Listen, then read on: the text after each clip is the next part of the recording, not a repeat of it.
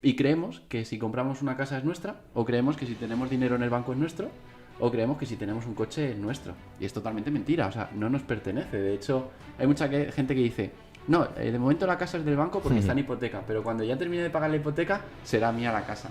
Bueno, entonces, ¿por qué tiene el IBI, no? Porque hay un impuesto. ¿Realmente es tuyo? Pregúntatelo. Y de hecho, una propiedad te la pueden expropiar. De hecho, en la historia, en muchísimos sitios han expropiado casas, terrenos, dinero. Ha habido corralitos en Argentina, por aquí cerca también. Y se ha robado de muchas maneras. Entonces no es nada nuestro, salvo algunas cositas como lo que pensamos, como nuestro cuerpo y luego en este caso Bitcoin, que por eso comentaba lo de la era de la riqueza inconfiscable. Al final la democracia nació en Grecia, efectivamente, y ha cambiado mucho desde entonces. De hecho, tiene que ver con ese léxico que comentábamos al principio, de que se ha ido modificando lo que en un principio se creó como democracia para hacer algo que realmente no tiene nada que ver con lo que fue en su momento. Ahora simplemente tenemos como una especie de representación en el que le damos un poder casi dictatorial a un partido político o incluso a una figura que representa a eso que llamamos presidente, y a partir de ahí no hay ningún tipo de votación más sobre lo que se hace o se deja de decir, y tampoco hay ninguna consecuencia por no hacer lo que supuestamente se dijo que iba a hacer, ¿no? Lo que veo es que si realmente el Estado fuera una empresa, estaría en quiebra desde hace mucho tiempo. Si las personas que gestionan el capital que damos, por ejemplo, en impuestos, fuese una empresa, estarían todos en la cárcel por corrupción, o la gran mayoría. Entonces, me parece que vivimos todos en una hipnosis colectiva, y yo me incluyo.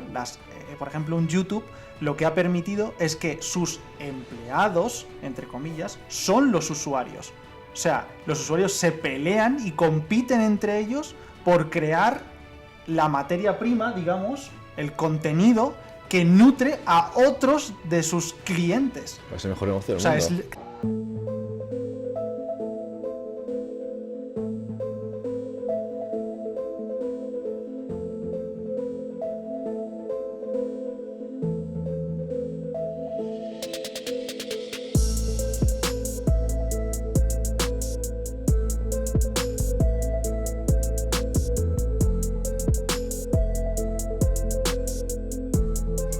Tres, dos, uno. Muy buenas a todos, soy Pedro Vivar, esto es Emotion Me, y hoy estoy con Miguel Camarena y Adrián Bernabeu, que nos van a acompañar para que hablemos de un tema que parece que está como muy de moda, pero que por lo visto, según vosotros, ya lleva trendy un tiempo suficiente como para que le demos más importancia, que es el Bitcoin. Yo lo conozco desde hace más de 10 años y todas las veces que me entrevistan en cualquier sitio siempre está de moda. Da igual que sea en el 2016, 17, 18, 19, 20, 21, 22. O sea, pero sí, está cada vez más en auge, efectivamente. Y no queda otra. Bueno, lo primero quiero dar las gracias tanto a Miguel, que yo no sé cuántas veces ha pasado por aquí, pero ya es veterano, como a Adrián, que es la primera vez que viene aquí a Emotion Me. Muchas gracias por invitarme, Pedro.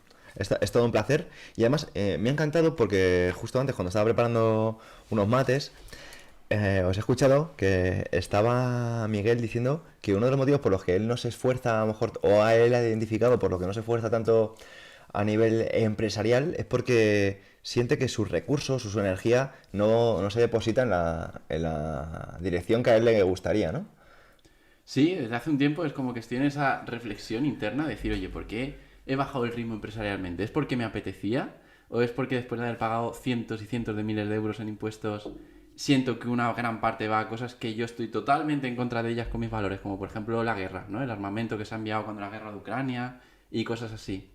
Y ahí hay un conflicto. Cuando estoy muy centrado, entiendo que todos tenemos nuestros personajes. Incluso puede haber gente que hasta evoluciona espiritualmente en la guerra, aunque a algunos les pueda sonar muy loco. Siento que es así cuando estoy centrado, pero cuando estoy más descentrado, digamos, como es muchas veces también, digo, es que me están robando, es que el dinero no va a donde tendría que ir, y todo el beneficio que tengo empresarial al final se está yendo a un lugar que no me gusta que vaya. Entonces, hay que puedo percibir un conflicto interno entre esas cosas. Por eso me interesé por Bitcoin hace ya muchos años. Y precisamente quería introducir todo esto porque tú me decías, oye Pedro, mira, es que mi amigo Adri acaba de sacar un libro que va con el tema del Bitcoin y fíjate que justo ahora está en el punto más alto de su historia, ¿no? Y yo dije, pues mira, es un tema que me gustaría tocar porque sí que ya me hablaste de este tema hace unos años y invertí en su momento pues unas cantidades y yo me desentendí. Un poco, ¿no? Pues siguiendo algunos principios básicos de finanzas, pues considero que lo importante o lo verdaderamente importante es poner el foco donde lo vayas a atender, ¿no? Pero ahora que estamos viendo que muchas personas viven únicamente de esta gestión, porque yo creo que todos tenemos amigos que viven de esto, de cómo gestionan este tipo de activos, parece muy interesante que Adri nos comparta un poquito por qué ha escrito este libro. Vale, antes, Pedro, Sí. me gustaría comentar algunas cosas de las que Venga. ha dicho Miguel, que efectivamente al final hay una especie de visión generalizada de que la redistribución de la riqueza es como algo positivo, ¿no? Y claro, desde la perspectiva de alguien como Miguel, que genera mucha riqueza y que esa redistribución le viene en contra, ¿no? Es como, vale, sí, pero a mí no me redistribuyen a favor, se redistribuye en mi contra, en el caso de, ¿no? de lo que comentaba Miguel. Y hay dos tipos de robos en ese sentido. Uno es en esta redistribución de la riqueza y otro que es un robo, digamos, más secreto, no diría secreto, diría no a la vista o menos evidente, que es el tema de la inflación, ¿no? La inflación, según decía Ron Paul, es directamente un robo encubierto. Total. O sea, a todo el mundo le están robando constantemente, le están haciendo una redistribución de la riqueza sin incluso darse cuenta y, peor aún, en este caso al menos es de alguien que tiene capital, que se está generando más, que es más rico que la media, digamos, pero en el tema de la inflación a los que más le afecta es justamente a los más pobres, a aquellos que efectivamente todos los días, cada vez que van a hacer cualquier tipo de compra, todo lo que compran es cada vez más caro. Constantemente se está inflando los precios de absolutamente todo, mientras que ellos tienen efectivamente una capacidad que no se suele aumentar en relación a la subida de costes de precios. Entonces, según ese efecto cantillón, que básicamente el efecto cantillón lo que hace es que aquellos que emiten dinero son los que más se benefician del principio de esa creación de dinero y a los que más le afecta es a los que están más abajo, que son esas personas pobres. Entonces es un robo incluso peor aún que el que sí que tiene, ¿no? Y al menos se le distribuye. Bueno, has comentado un concepto que me gustaría aterrizar, ¿no? Y es el concepto redistribución de la riqueza. Y claro, ¿no? Esto a mí me viene una vez más esta corrupción semántica en la que caemos muchas veces cuando utilizamos términos como estado de bienestar, ¿no? Que parece que está protegiéndonos a todos y que está cuidando de nosotros, no que se lo digan a la gente que estaba en la Dana, donde estaba ese estado de bienestar, o estado como progresismo, que parece como que estamos avanzando por tomar ciertas medidas que a su vez lo que generan es que la gente esté más reprimida y que la gente a su vez sea menos libre. Pero tocando de nuevo el tema redistribución de la riqueza, ¿qué mejor forma hay de redistribuir la riqueza a que sencillamente el dinero fluya libremente? Cuando el dinero fluye libremente, estamos hablando de que personas como Miguel pueden tomar sus ahorros, sus inversiones y depositarlas donde él considera que van a funcionar mejor, como comentaba antes, en lugar de que mi esfuerzo, mi energía se vaya en este caso donde por ejemplo a él no le apetece, que es armamento, o que vaya a guerra o que vaya a ese tipo de investigación, él a lo mejor estaría a favor de otras cosas, ¿no? que tampoco vienen al caso.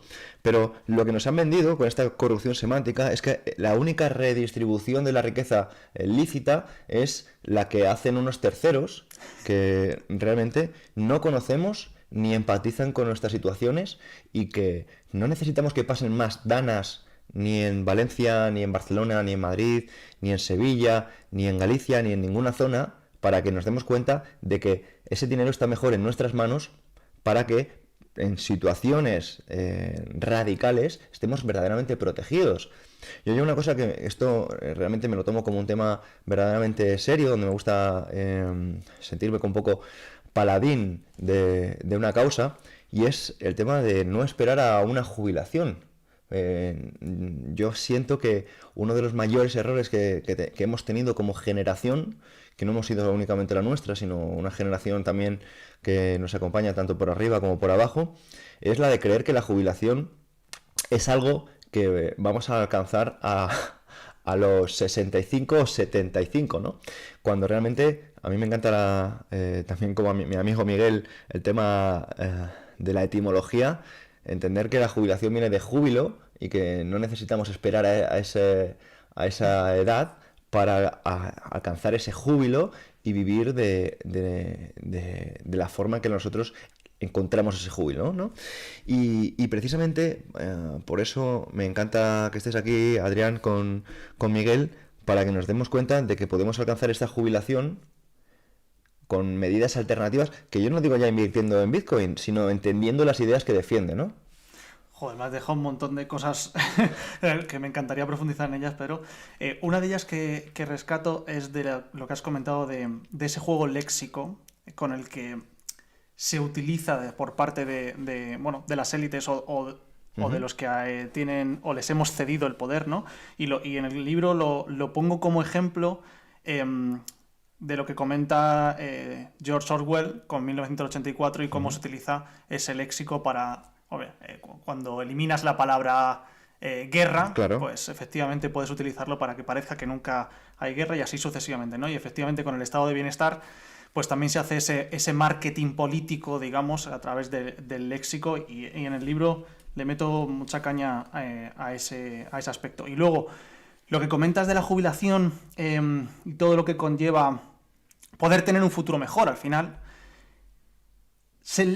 le dedico mucho tiempo a eso porque una de las cuestiones que hemos tenido a nivel histórico, y es el motivo también del libro, el momento histórico en el que nos encontramos, yo lo denomino como bitcoinismo, porque tenemos una situación que ya no estamos en la era digital como tal. Eso pues parece ser que ya llevamos mucho tiempo en el momento en el que la redistribución o la accesibilidad a la información ya es algo como un commodity, y Bitcoin lo que nos trae es la capacidad de no solo mover riqueza en el espacio, que es lo que hacemos con el dinero habitualmente, sino mover riqueza en el tiempo. Y aquí viene lo de la jubilación.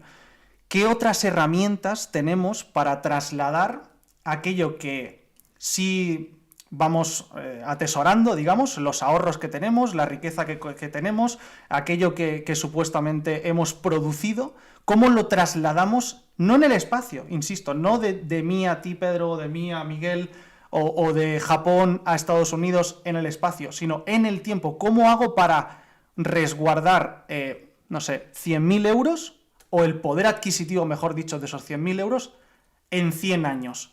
Claro, no podemos hacerlo con el dinero que tenemos actualmente porque se devalúa constantemente a través de la inflación. Entonces buscamos como herramientas alternativas, que eso es a lo que llamamos inversión. Entonces decimos, vale, pues no sé, puedo ponerlo en la bolsa, supuestamente, deposito mi dinero en esas acciones que estoy invirtiendo en empresas que supuestamente lo van a hacer mejor que la inflación, y entonces pues podré atesorar esa riqueza a lo largo del tiempo, o lo deposito en inmuebles, que entonces lo que estoy haciendo también es tergiversar un poco el mercado inmobiliario, y por eso hay personas que a lo mejor pues no pueden permitirse comprar una vivienda porque se está inflando el mercado, y las viviendas estaban pensadas en principio para vivir, pero como no tenemos una herramienta para trasladar valor en el tiempo, empezamos a utilizar alternativas que no estaban pensadas principalmente para eso, y así sucesivamente. Entonces, cuando nos damos cuenta de que Bitcoin, al ser un activo por primera vez en la historia 100% limitado, nunca habíamos tenido nada en la historia anteriormente que estuviera completamente limitado, es decir, que no pudiéramos modificar su oferta en base a su demanda. Todo lo demás que existe en el mundo, Pedro, bueno, y Miguel, todo lo podemos asociar o igualar a su demanda, ¿no? cualquier cosa, o encontramos más, como en el caso del oro, y producimos más, como en el caso de cualquier cosa, de este micro o de cualquier otra cosa, si la demanda aumenta, ¿no? En cambio, Bitcoin, hemos creado esa escasez absoluta por primera vez en la historia. Voy a añadir una cosilla porque yo quizás si escuchara esto hace unos cuantos años no entendería ciertos conceptos, ¿no? Entonces voy a decir de manera sencilla lo que yo entiendo por inflación o por devaluación, porque hay mucha gente a lo mejor que está escuchando y gente a lo mejor muy joven que está empezando a aprender sobre esto que dice, vale, pero no sé muy bien qué es. Inflación es la pérdida de capacidad adquisitiva que tenemos con el dinero, porque según se va imprimiendo dinero o se va creando de la nada, porque hay gente que tiene una varita mágica y con esa varita mágica puede decir, ¡tan! Hay más dinero en el mundo. Y de hecho en los últimos años se han impreso trillones de euros, de dólares, o sea, es una salvajada lo que se ha impreso. Eso hace que como hay más billetes por ahí o numeritos, porque realmente hoy en día no se mueve tanto por billetes, pero sí por numeritos, cada euro o dólar que tiene cada persona vale menos. Entonces, hoy en día en España, de inflación y devaluación, hay como un 11% anual. ¿Esto qué significa? Que hoy comprar una barra de pan o cualquier cosa, o un curso o lo que sea, seguramente dentro de un año costaría un 11% más, o incluso más. En Argentina se ha visto que la inflación ha sido muy salvaje. Hay lugares donde ha llegado al 80%, al 200%, muy heavy. En el libro, que me lo leí hace poco y me encantó, también he visto casos donde un billete de autobús en unos pocos años se multiplicó como por 2.000. Es decir, lo que antes costaba 1, luego te costaba 2.000. ¿Esto qué quiere decir? Que ha habido una inflación y una impresión de dinero tan gorda que si tú hubieses ahorrado, es la peor estrategia del universo, ahorrar en estos casos. Porque si yo tengo, cada mes voy ahorrando, imagínate, se me da muy bien ahorrar y ahorro 1.000 euros al mes porque puedo. Bueno, pero es que de eso que vas ahorrando, en 5 años, con una inflación del 11%, es que tu dinero tiene la mitad del poder adquisitivo. Es decir, que no habría servido ahorrar. Hay que invertir sí o sí. Y ahora es, vale, ¿en qué narices invierto? Si puedo invertir. Y hay muchas vías. La mejor inversión, obviamente, es en lo que tienes conocimiento. Y en algo, como dice Pedro, que un naufragio no te pueda arrebatar. Esa es la mejor inversión. Y a mí me gusta siempre decir que está muy bien el decir, vale, voy a alcanzar la seguridad financiera. Luego la libertad financiera. No poder, o sea, no tener que trabajar para ganar dinero. Y mucho mejor, obviamente, está la confianza financiera, que es sé que puedo generar dinero. Y por último, para mí, lo mejor sería la estabilidad emocional. Estar a gusto, internamente tengas mucho, tengas poco. Pero invertir siento que es algo necesario si queremos, de alguna manera, como proteger toda esa energía que hemos puesto en algo, en parte para ganar ese dinero. Porque si no, por este robo que se hace con la inflación, lo vamos perdiendo. Y por eso al principio también decía que de todos los robos que yo siento que veo y que no me gustan, pues Bitcoin siento que uno al menos lo solventa, que es ese de, con la inflación, ese robo silencioso que hablábamos. Quiero apuntar que por qué filosóficamente deberíamos darle mucha importancia a lo que está comentando Miguel. Miguel está hablando de cómo la inflación está perjudicando no solo nuestro bolsillo. A nivel filosófico, si nosotros no entendemos qué significa que lo que tenemos hoy mañana valga menos, estamos siendo demasiado ignorantes y seguramente unos insensatos. ¿Por qué? Porque si estudiamos cómo, por ejemplo, influenció la inflación en ciertos momentos de la historia, estamos viendo que, por ejemplo, al proletariado, que eran las personas que en su momento tenían menos poder adquisitivo, cuando se dieron cuenta de que su salario, si no se lo gastaban ese mismo día, al día siguiente, esto pasó en la Alemania... en Weimar, ¿no? Sí, la República de Weimar, eso es. Sucedió que las personas se lo gastaban en burdeles, se lo gastaban en el cabaret, se lo gastaban en el hedonismo. O sea, si nosotros no tenemos una alternativa a la influencia que puede tener, por ejemplo, a nivel filosófico, esta inflación, que creemos que sencillamente es algo que nos va a afectar a nuestro bolsillo, pues estamos siendo unos insensatos o unos ignorantes. ¿Por qué? Porque lo que estamos viendo es que esto va a afectar sencillamente nuestra forma de entender el mundo. Luego a algunos nos sorprende que veamos que ahora mismo, fíjate cómo es noticia, cómo es trendy, esta mujer que se ha acostado con 100 hombres en un día y que ahora se promueve el reto de tratar de superar hasta llegar a los casi 1000 hombres en un día, ¿no?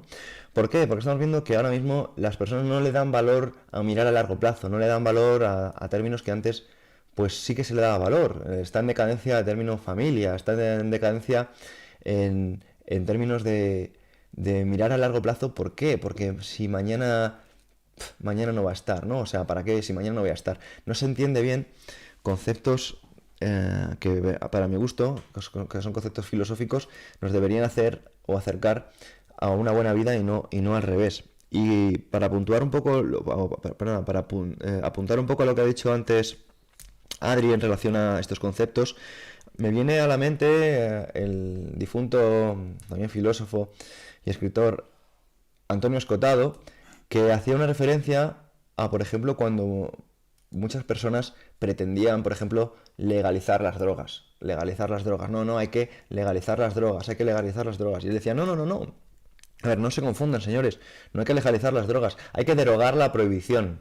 O sea, fijaos que ahora lo que tratamos es perseguir algo, con esto de la inflación, que se supone que te está perjudicando. No, es que tú lo que estás persiguiendo es algo que es tuyo, que es tu propia libertad, y es que lo que tú has trabajado hoy no llegue otro tipo mañana, te imprima dinero y haga que valga menos. De la misma forma que no tiene que llegar nadie a legalizar nada, porque tú estás en tu derecho de, con tu cuerpo, hacer lo que quieras y consumir lo que quieras. Nadie tendría que venir a decirte lo que tú puedes o no puedes consumir, porque esto sería, como este señor también decía, pues como legalizar el fornicio, o legalizar la lectura, o legalizar ciertas cosas que a día de hoy las vemos como muy normales, pero llegará un momento que si pretendemos ajustarnos más a estándares mundiales, pues estaremos seguramente acercándonos a una tiranía mundialmente aceptada, pero no deja de ser una tiranía.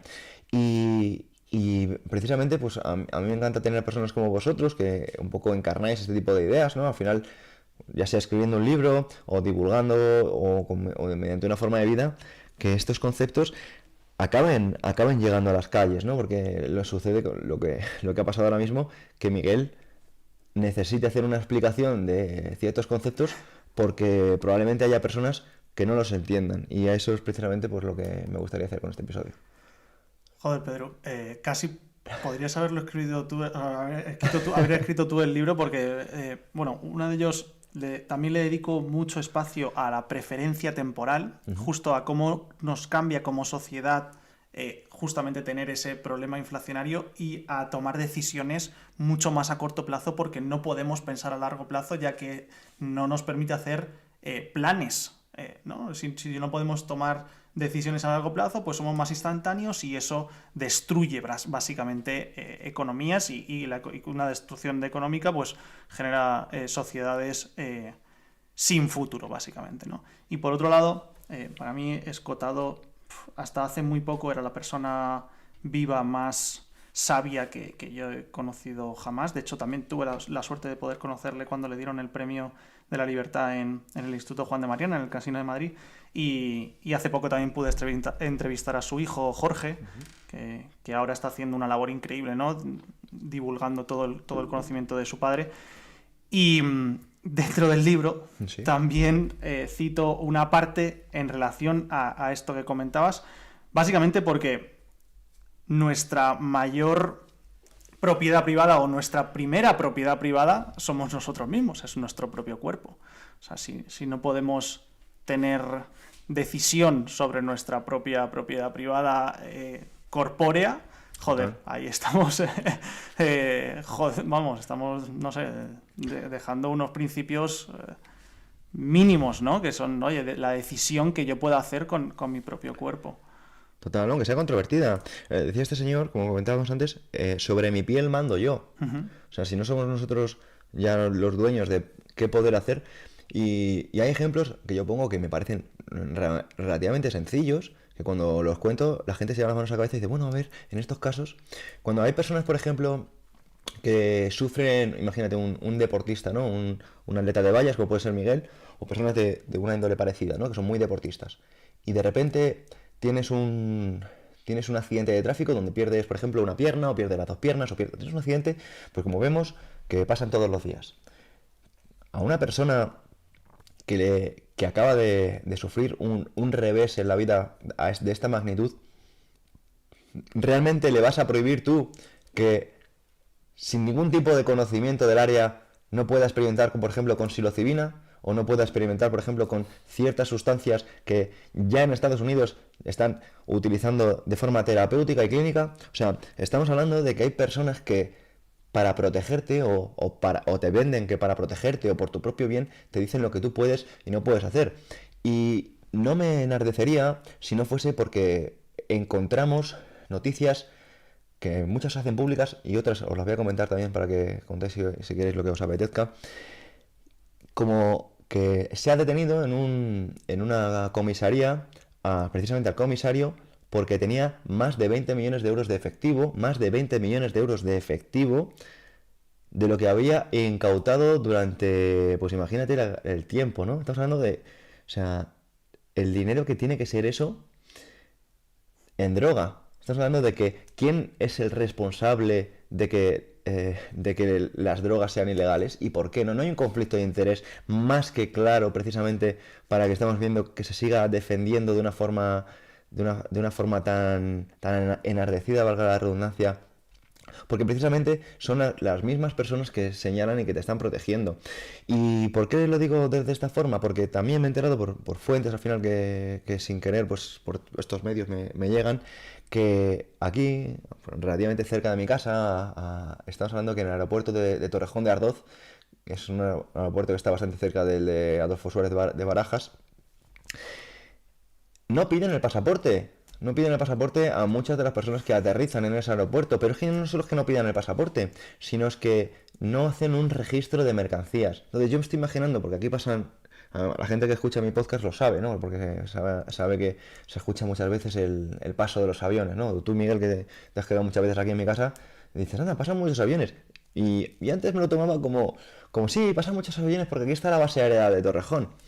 Pero luego, cuando me empecé a enterar de la mafia que había detrás y de cómo llegan todos los días aviones llenos de droga en un país que se hace llamar del primer mundo como es España y que te vende, que te está protegiendo tus derechos, pues uno dice no. Y empieza a cuestionar algo que hasta hace muy poco era incuestionable. Y es, por ejemplo, la democracia. Yo estoy aquí para aprovechar que estoy con dos personas con una mente más abierta, a tiraros este guante. ¿Y qué opináis vosotros de la democracia? Dale. Bueno, joder, vaya melón, tío. O bien, si no quieres opinar nada, no opino nada, pues... No, vaya melón grande. No sé si podría dar para un podcast completo, efectivamente. Al final la democracia, nació en Grecia, efectivamente, y ha cambiado mucho desde entonces. De hecho, tiene que ver con ese léxico que comentábamos al principio, de que se ha ido modificando lo que en un principio se creó como democracia para hacer algo que realmente no tiene nada que ver con lo que fue en su momento.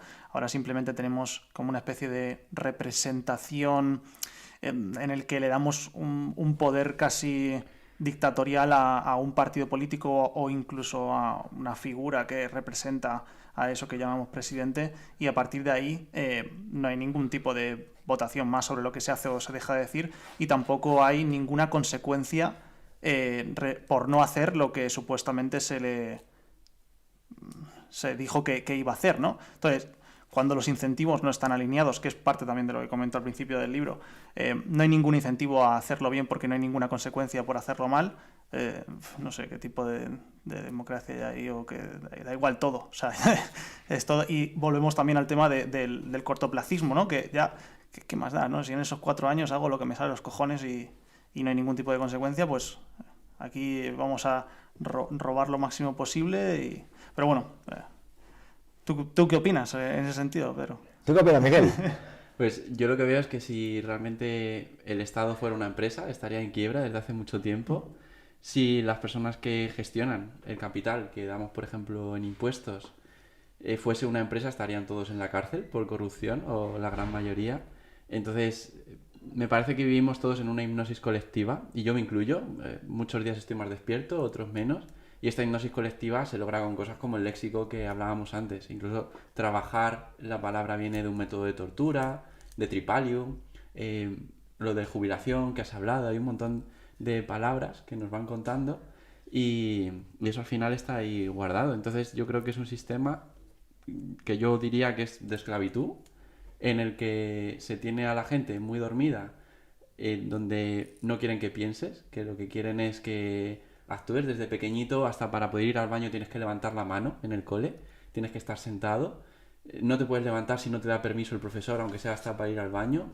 Luego te van llevando hasta por la universidad, luego seguir avanzando para tener a alguien siempre que te dé órdenes, ¿no? Y luego en un trabajo muchas veces que no te paguen por pensar, sino que te paguen por hacer lo que tienes que hacer y ya está. Entonces somos como esos corderitos y hay por ahí personas que nos van guiando como corderitos y hay unas vías que te permiten tener como esa soberanía o más soberanía. No voy a decir una soberanía total porque sería algo como muy heavy que a lo mejor no está a nuestra disposición todavía, pero sí que mucha más soberanía. Entonces yo opino eso. A mí no me gustan tampoco mucho las etiquetas ni quitar el poder a la gente. Yo siento que la gente tiene mucho poder y que estaría bien darles la posibilidad de demostrar ese poder que tienen, no intentar todo el rato cortarles su creatividad, cortarles hasta dónde pueden llegar. Eso es lo que puedo decir. Bueno, seguramente que podéis decir mucho más. Yo sencillamente quería hacer una pregunta, porque parece que como si no pudiéramos cuestionar la democracia. O sea, uno de los países del mundo más avanzados, más seguros y con más progreso de las últimas décadas, nadie lo puede negar, es Singapur. Y no tiene una democracia. Pero es que si vamos a ver uno de los países también más ricos y más prósperos también de Europa, es Liechtenstein, y no tiene una democracia como tal, o incluso Mónaco no tiene una democracia como tal. O mira, se critica el caso de El Salvador, que ha hecho cosas increíbles y se toma de dictador. Podrá serlo o no, pero mira lo que le ha hecho al país. De hecho, yo estuve recientemente allí y ¿Sí? la gente estaba extremadamente agradecida. O sea, yo jamás he estado en ningún lugar en el que cualquier persona, un taxista, un camarero, cualquier persona le preguntara de forma aleatoria y que todo el mundo estuviera contento con su presidente. ¿Puedes contar alguna de ¿Sabes? las medidas que hizo Bukele? Así que te acuerdes. Bueno, una de ellas, teniendo en cuenta que era uno de los países más peligrosos del planeta, tenía aproximadamente de media unas 40 muertes al día. O sea, es una Siendo un país locura. pequeñito. Siendo un país pequeño, claro. Bueno, en porcentajes, es Pero muertes por o sea, asesinatos, o sea, claro, por no estamos asesinatos, hablando de exacto. accidentes de tráfico. Sí, ni por enfermedades, ni cosas de esas, no por asesinatos. Y claro, le ha dado la vuelta tanto como que ahora es el país más seguro de todo América, incluso por detrás, o sea, está equiparado a Canadá, o sea, imagínate. Y otra de las cosas, claro, imagínate, o sea, no había ninguna persona a la que yo le preguntara, y te aseguro que durante todo el tiempo que estuve allí le pregunté a todo el mundo que pude, hablé con todas las personas que pude para no generar ¿Un sesgo? Un sesgo, sí.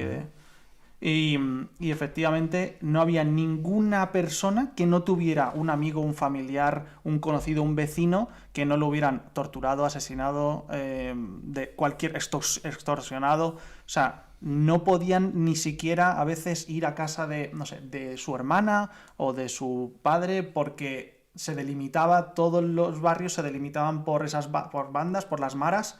Y si tu calle era de una mara y la de enfrente era de otra, por ejemplo, te pedían el DNI si cruzabas la calle, una de las maras, y si eres de la otra mara, ya supuestamente estabas allí por espionaje, podían, no sé, cortarte las manos, hacerte cualquier cosa sin ningún tipo de... O sea, cortar la impunidad, no había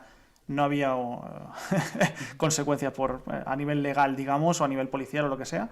Y todo el mundo tenía alguna historia de esas hasta que llegó Bukele y claro, imagínate, poder salir a la calle, ir a la plaza principal, por ejemplo, una de las tardes que estuve allí en la plaza principal y que la gente me decía, yo llevo, no sé, 10 años sin poder venir aquí, un día normal, y estar hablando contigo sin tener que estar constantemente con 100 ojos o estar muy de paso o incluso arreglarme. No podía ir bien vestido porque eso ya puede... ser un signo de que tengo algo, de que puedan robarme o de lo que sea. Había, por ejemplo, tonterías como una mujer me decía, se puso de moda que tal Mara iba de las chicas de pelirrojo, entonces si tú tenías el pelo teñido de pelirrojo, ya directamente te iban a matar si eras o sea, si te encontraba la otra banda. Entonces yo no podía ni siquiera decidir el tipo de color de pelo que llevaba. Hasta ese punto. O sea, entonces, obviamente, todo el mundo estaba extorsionado en cualquiera de sus negocios, es decir, se llevan un porcentaje el que decidan en cada momento por lo que tú estés produciendo. Eso pues quebraba todo tipo de cualquier tipo de emprendimiento, empresa que tuvieras. Y fíjate hasta qué punto que el cambio que hizo Bukele hizo que las personas tuvieran hasta 2 y 3 trabajos simultáneamente y con gusto. O sea, la gente estaba trabajando con gusto, justo lo contrario de lo que pasa aquí en España. Estaban súper agradecidos de poder estar teniendo pues su propio restaurante, a lo mejor, su propio... Y al mismo tiempo teniendo un Uber que conducían algunos fines de semana y cosas así. O sea, hasta 2 y 3 trabajos y de forma agradecida. Bueno, claro, es que yo creo que cuando tú trabajas y te llevas el fruto de tu esfuerzo, pues es distinto a cuando te esfuerzas, ¿no? Y sabes que no va a ser para ti, ¿no? Creo que es decir, un sistema de incentivos, ¿no? Pero volviendo al tema de... Sí, perdón. Sí, otro de los cambios que hizo, como me preguntabas cuáles son, Sí. obviamente relacionado con Bitcoin y con bitcoinismo, ha sido el primer país del mundo en adoptar Bitcoin como moneda de curso legal, y no solo eso, sino que empezó también a ahorrar ellos mismos como país en Bitcoin. Ellos tenían una deuda muy grande con el Fondo Monetario Internacional de Estados Unidos, como prácticamente como todo el planeta Tierra que tiene Claro. deuda con Estados Unidos, pero básicamente ellos, a pesar de ser muy criticados, han podido solventar la deuda que tenían gracias a estos ahorros en Bitcoin. Ahora aproximadamente están comprando un Bitcoin al día de media para hacer una media ponderada y demás.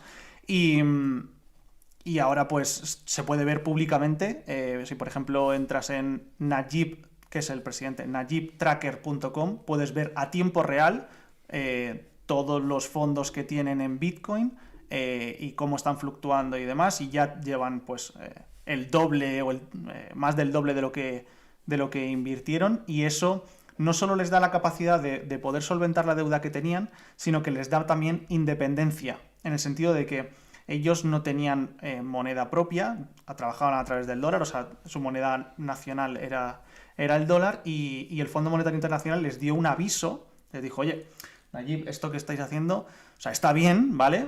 Pero no nos gusta mucho. ¿Por qué? Básicamente porque pierden poder de coacción, poder, pues como por ejemplo han hecho con Rusia en el momento en el que entró en guerra con Ucrania.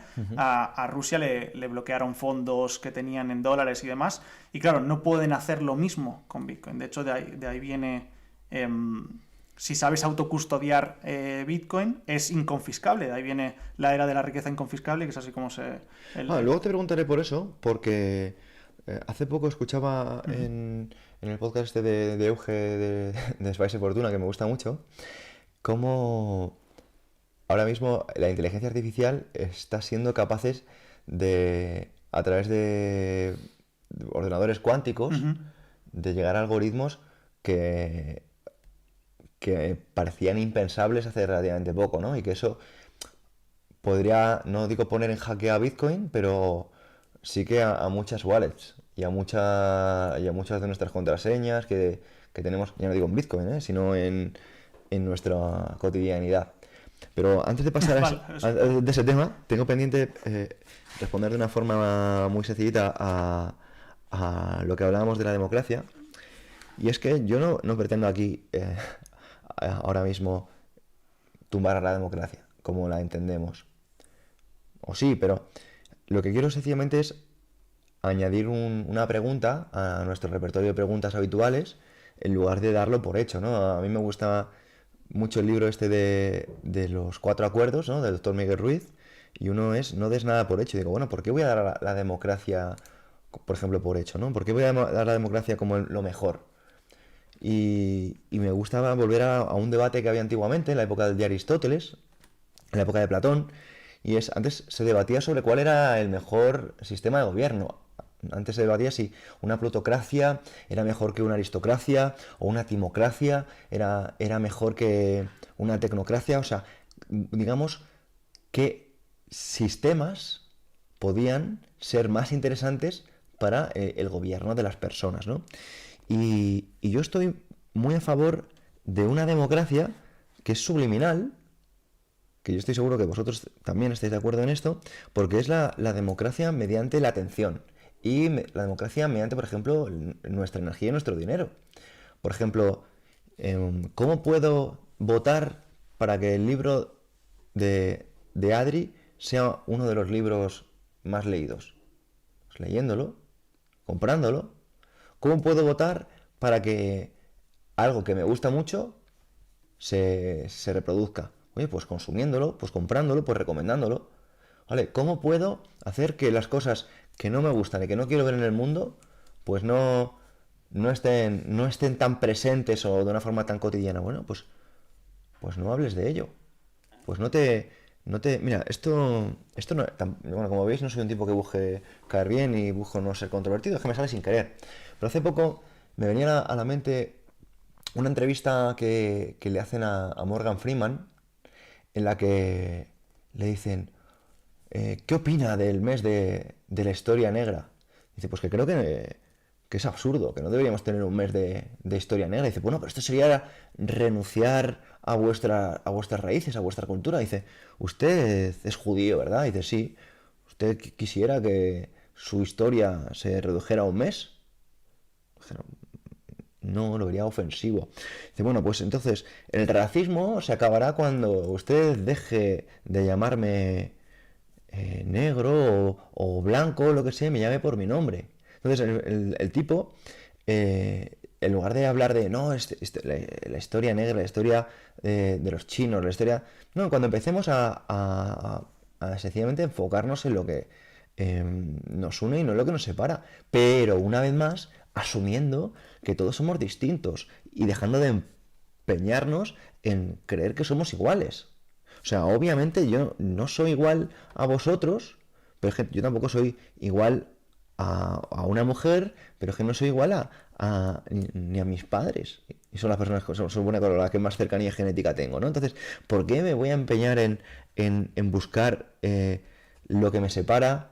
Si ya lo sé que es obvio y no me puedo centrar en lo que nos une. Ya sé que, bueno, esto me pasó hace un rato, ¿no? Cuando estábamos en mi cocina, que me has hecho una pregunta y te he contado de una historia, ¿no? Pero es que yo soy de la perspectiva de que simplificar es de holgazanes y de mentes desidiosas. Y si no haces el esfuerzo cognitivo de preguntarte más allá de lo que conoces, pues obviamente... ¿Qué esperas, ¿no? Y qué vida esperas llevar, ¿no? Por eso no quiero responder realmente ahora mismo sobre mi visión de la democracia, sencillamente pues dejar más incógnitas para que un oyente al menos, no, obviamente no digo que todos, se haga esta pregunta y se plantee si realmente es este el mejor sistema o al menos busque alguna alternativa, por lo menos que las conozca, ¿no? Y has mencionado antes de soslayo, pero me gustaría que hablaras de ello a la audiencia antes, Adri, el Instituto Juan de Mariana. Porque, claro, puede parecer como que es algo pues anecdótico, pero también hacen un trabajo divulgativo muy grande. Totalmente. Y me gustaría que más personas conocieran sobre este instituto.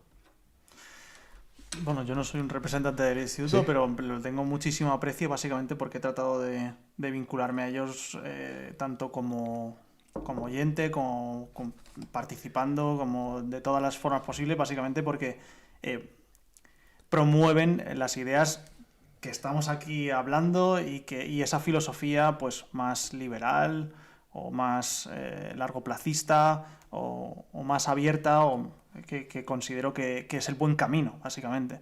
Entonces, no sé si quieres comentar algo en concreto sobre el instituto. Yo sencillamente un apunte, y es que yo no soy liberal. O sea, yo antes me denominaba liberal y me pasó un poco como le pasaba a Naval Ravikant, Esto lo cuenta en el libro este del almanaque, que el tipo dice, yo antes solía denominarme a mí mismo como liberal, pero luego empecé a leer más cosas que implicaban el mismo término y no quería que la gente me asociase con eso, ¿no?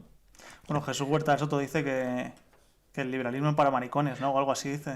Yo respeto muchísimo al profesor Huerta, me parece un auténtico fuera de serie, o sea, y sobre todo, ya no porque sea una persona que a nivel cognitivo o a nivel intelectual sea un fuera de serie y un tipo irreplicable, sino porque es un entusiasta. O sea, es un hombre que tiene más de 70 años y le ves y tiene un entusiasmo que ojalá lo tuvieran los chavales de 20 años hoy, que parece que estos estudios que dicen que los niveles de testosterona están por los suelos, pues tienen razón, ¿no? Y ves a este señor con más de 70 que tiene una energía y un ánimo que da gusto escucharlo, ¿no? Y sí que es cierto que lo que pasaba, que lo explica en una conferencia, es cómo tendemos a confundir a veces la filosofía libertaria con la filosofía liberal. Y quiero sencillamente hacer un pequeño apunte de que una filosofía liberal, pues es como lo que hablamos antes, de muy buenas intenciones. Son personas que tienen muy buenas intenciones y demás, pero no acaban con el problema. No acaban con el problema. El problema es que, mira, esto, pues, detesto extenderme porque al final, pero es que es un tema que realmente me apasiona, ¿no? Y no puedo evitarlo. Pero quiero poner un ejemplo. Esto lo explica el profesor Bastos. El profesor Bastos define la filosofía libertaria como un mundo en el que tú debes ir siempre con un todo bajo sospecha. O sea, que cuando vayas a comprar, no digas, bueno, como esto tiene etiqueta, pues va a estar bueno. O como esto tiene un código de barras, pues me puedo fiar de aquí. O no voy a mirar las vueltas porque no me van a engañar, ¿no? Entonces, el entender que puedes estar siendo engañado, que puedes estar siendo estafado, pero no de una forma deliberada porque el mundo sea malo, sino de una forma en la que las personas pues no sean todo lo competentes que a lo mejor pueden ser, ¿no? Porque creemos que todo el mundo es a veces más inteligente que nosotros. Como que no, todo el mundo es más listo que yo. No, estos son unos expertos. O este es un experto. O este sabe muchísimo. Y a veces tendemos a infravalorarnos. Y lo que pasa con esto es que si alguien se equivoca, ¿el perjudicado quién es? Pues tú mismo, ¿no? Entonces, esta filosofía te hace de una forma mucho más consciente, responsable de todo lo que haces. De si te tomas una barra de pan, decir, oye, voy a saber exactamente qué me estoy tomando, voy a informarme de una forma deliberada, pero voy a informarme lo mismo voy a leerme el libro de Adri, pues voy a ver con quién se junta Adri, de cuánto tiempo lleva divulgando, o sea, que no hagamos las cosas sin un pozo. Y creo que vivimos en un mundo donde hacemos las cosas con muy poco pozo, ¿no? Y por eso detesto extenderme, porque es un tema que, como tú has dicho antes, daría para mucho. Pero el resumen es que un libertario es aquel que no cree en el Estado. Que para él es algo en el que el Estado impide al ser humano desarrollarse de una forma plena. Y yo creo que como no tenemos dos vidas, pues creo que debemos, en la que tenemos, desarrollarnos de forma plena y no esperar que a los 65 años vayamos a tener una jubilación, o no esperar que si me pongo malo vaya a ser el sistema médico el que cuide por mí, o no esperar que con 18 años ya he recibido todos los conocimientos suficientes para llevar una buena vida y poder trabajar de aquello que me apasiona, ¿no? Entonces, un libertario es aquel que sabe que debe currarse la vida a él sin depender de los demás. Y esto está muy alejado precisamente de un concepto que muchas veces, a mí es que esto me entrevistaron en Televisión Española hablando de este tema en relación a la coherencia, porque hablaban de una persona libertaria como una persona que no tenía en cuenta al prójimo. Decía, claro, en plan... Como más individualista, ¿no? Muy individualista. Decían, es que claro, lo que tú estás promoviendo es que no tengamos en cuenta al prójimo porque estás hasta que... No, todo lo contrario. Mira, un libertario es aquel que no va a ser jamás una carga para ti.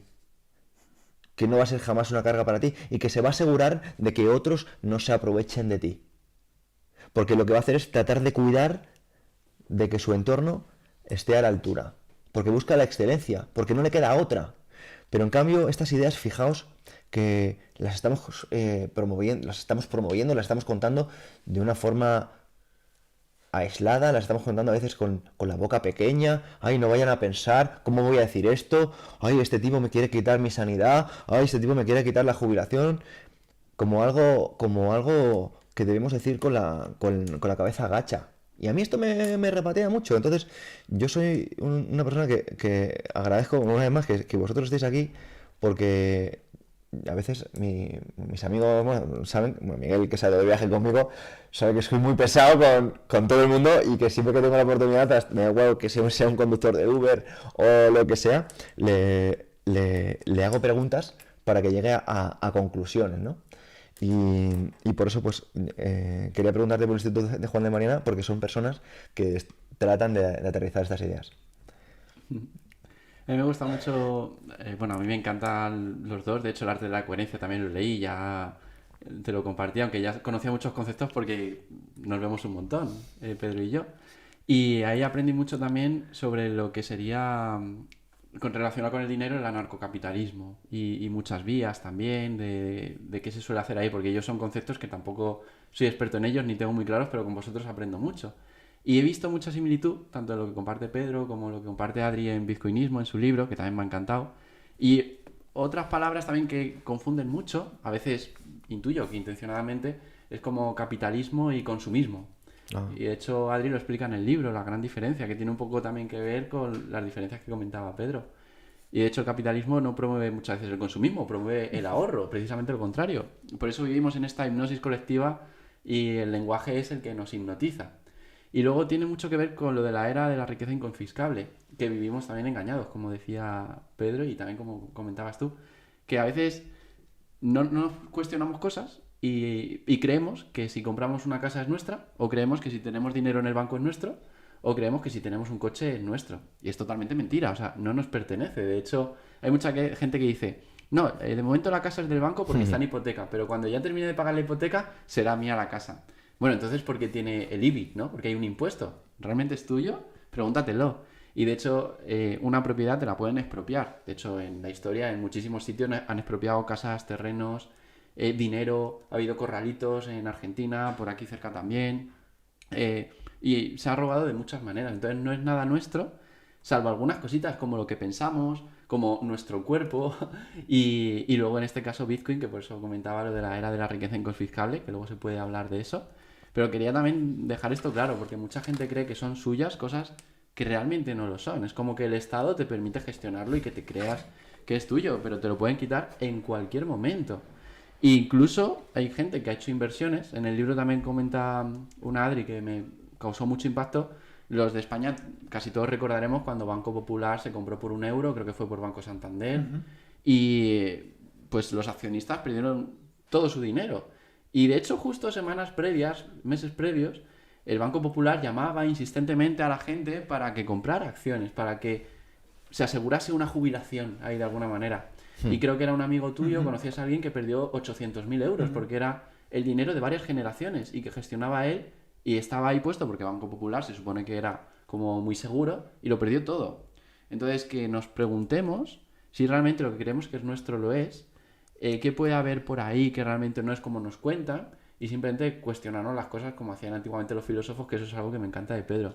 Que yo en estos temas aprendo mucho con vosotros y os lo agradezco enormemente porque soy como muy novato, otras cosas se me dan mejor, pero esto lo aprendo con vosotros y vuestros libros. Desde aquí recomiendo tanto el arte de la coherencia como Bitcoinismo, porque es que la mejor inversión que podemos hacer es en conocimiento, en aprender, para luego tomar buenas decisiones. Y muchas veces dedicamos miles y miles de horas a trabajar en nuestra vida, o tragozar, si tienes la suerte de poder tragozar en vez de trabajar, y no aprendemos en unas pocas horas que pudiéramos aprender cómo gestionar bien ese dinero, cómo tener una mejor relación con esa energía que es el dinero, que es algo que damos de energía, nos viene de vuelta como dinero, y no sabemos ni protegerlo, ni invertirlo, ni nada. Entonces desde aquí invito a los que nos escucháis, nos veis, a leer, informaros.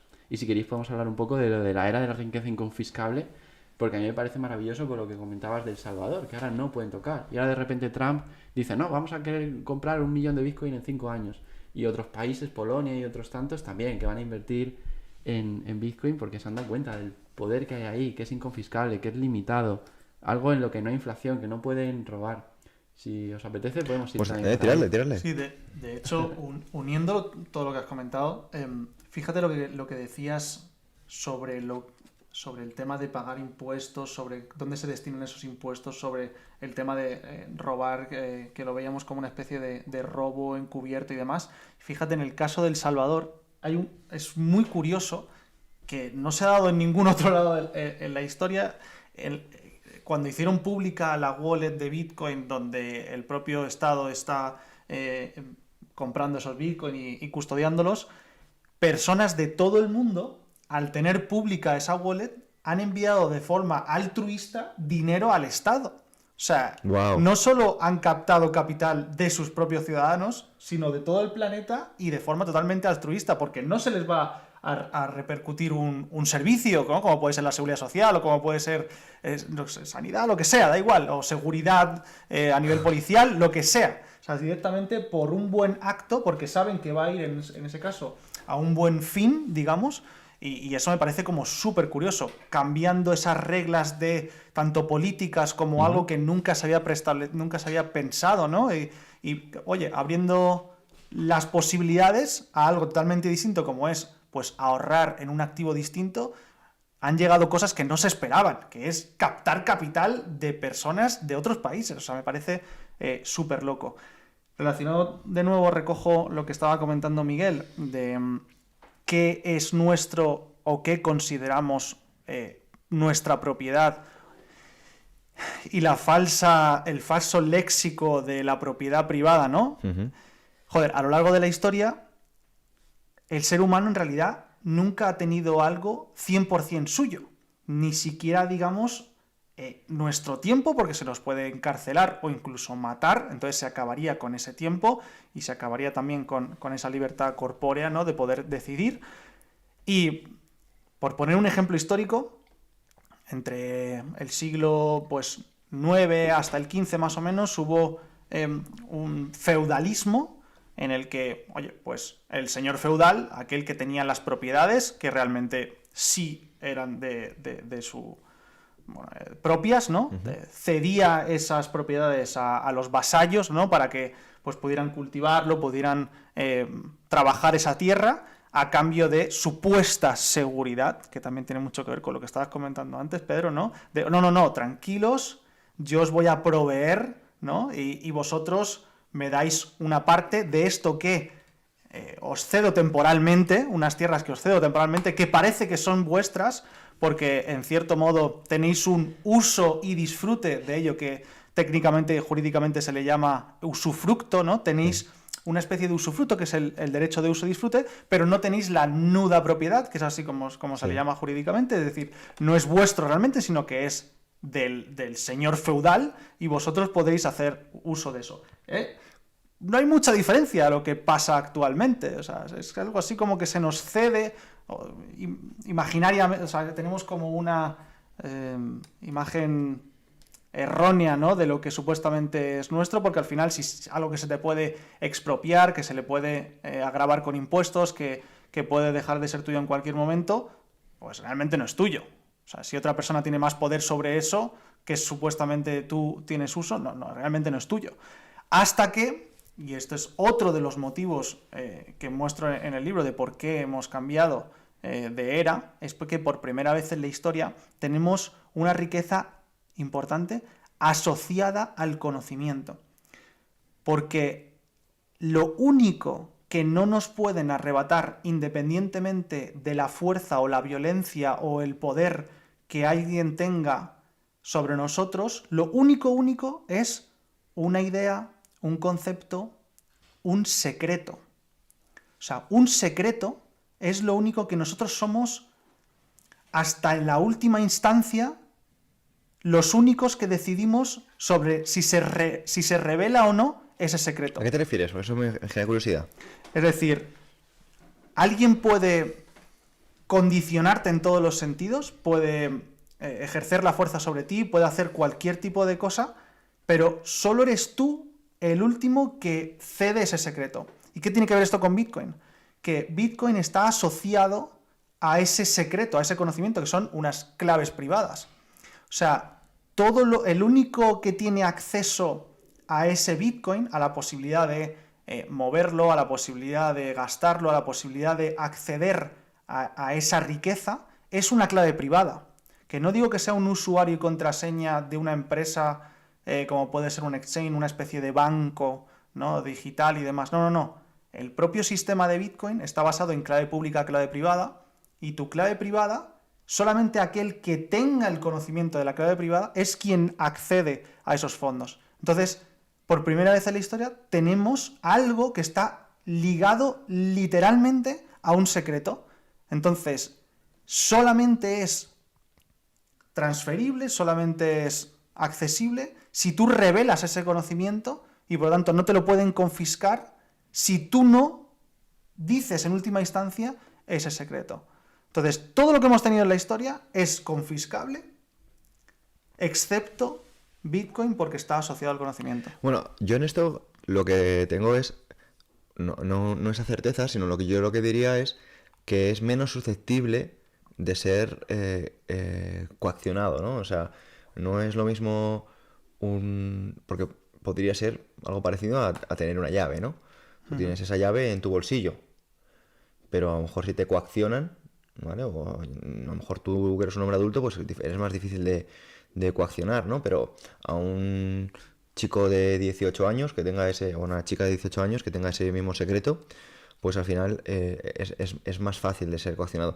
Sin embargo, lo que creo que sí que se construyen son pues unos medios mucho más fiables de los que había existido hasta entonces, ¿no? Porque decir que es como algo tan rotundo, pues, tal vez sería avanzar demasiado porque no sabemos un poco realmente bueno, yo al menos, como te digo, no me gusta pensar que mis pensamientos están protegidos por mí mismo. o que mis secretos están protegidos por mí mismo, por ponerte otro ejemplo. O sea, si fuera una llave, cualquier cosa física, efectivamente ejerciendo la violencia tan fuerte como la muerte, podrían acceder a ello. Si tú tienes una llave en el bolsillo, yo te mato y accedo a ello. Pero en cambio, si es relacionado a algo, un secreto, una idea, un concepto, no puedo acceder a ello si te mato. No puedes hacerlo si me matas, pero quiero decir, claro, yo te estoy poniendo que... En la coacción eres tú, al final, en última instancia, quien va a revelar eso. Sí, pero quiero decir que hay medios al final que existen como... O sea, de forma unilateral no se puede acceder a ello. No, de forma unilateral no, pero bueno, que yo lo que quería decir es que como que tal vez de una forma menos accesible, pero tal vez no rotunda, en mi opinión, ¿eh? O sea, te lo digo sencillamente pues para decirte que estoy de acuerdo en parte, en el sentido de que sí que estoy de acuerdo que rompe con muchos paradigmas que ha habido hasta entonces, pero sí que lo que es nuestro conocimiento, la cognición, sí que es más fácil de acceder, ¿no? Porque si alguien al final quiere estar protegido, quiero decir, en el momento que tú conozcas a esa persona, que tú conozcas a una persona, si la estudias lo suficiente, con la inteligencia artificial o con los medios adecuados, puedes acabar alcanzando esa clave. O sea, porque no son claves infinitas, ¿no? Son claves finitas. La combinación matemática es como más grande que los átomos del universo. O sea, es prácticamente impredecible. O sea, de hecho, por eso se hace así. Entonces, ¿cómo, por ejemplo, imagínate, porque yo te hago esta pregunta porque no tengo ni idea, ¿no? Entonces, ¿cómo sería si yo quisiera tener una clave? ¿No tendría nada que ver a ninguna clave que yo utilizase, por ejemplo, en pasarelas de Stripe o PayPal? No, o sea, no la decides tú, no es como un password, no es una contraseña como tal, sino que hay una especie de, digamos, estándar a través de uno de los estándares de Bitcoin, y se define, no lo decides tú porque las personas no somos lo suficientemente azarosas, digamos. De hecho, en realidad, o sea, no tenemos la suficiente entropía, esa sería la palabra adecuada. Entonces necesitamos de una herramienta que sí tenga la suficiente entropía para generar esa clave. No sé si estoy siendo demasiado técnico o no, pero vamos. Bueno, pero por lo menos para mí está siendo más claro. Entonces, cuando tú has dicho una imagen, una idea, un concepto, ¿podrías poner un ejemplo tangible de un supuesto para que alguien lo pudiese aterrizar? Vale. Normalmente se decide por 24 palabras. Esas 24 palabras están establecidas también en un protocolo que es un estándar básicamente, que es el BIP 39, si no me equivoco. Y en ese BIP 39 hay 2048 palabras. 2048 palabras que se combinan entre ellas de forma azarosa. Cada vez que se quiere crear una nueva clave privada, digamos, se construye de nuevo esas 24 palabras en base a las 2048 que hay en el estándar, digamos. Esa combinación es una combinación tan azarosa y tan extraña que sería prácticamente imposible. De hecho, nos cuesta pensar matemáticamente en que no se pudiera solucionar simplemente con base y error, o sea, con prueba y error, ¿no? Como, oye, pero si solo son 24 palabras y hay 2048, ¿cómo no se va a poder hacer una prueba y error para encontrar? Pues es imposible. Está muy cercano a la imposibilidad. A ver, esto me genera mucha curiosidad, Adri. Entonces, Sí. imagínate que yo como no estoy nada puesto, porque yo tengo mi clave en una plataforma de estas de pagos de criptomonedas y me he desentendido, ¿no? Entonces... Claro, son ellos quienes tienen esas 24 palabras, digamos, de tus fondos.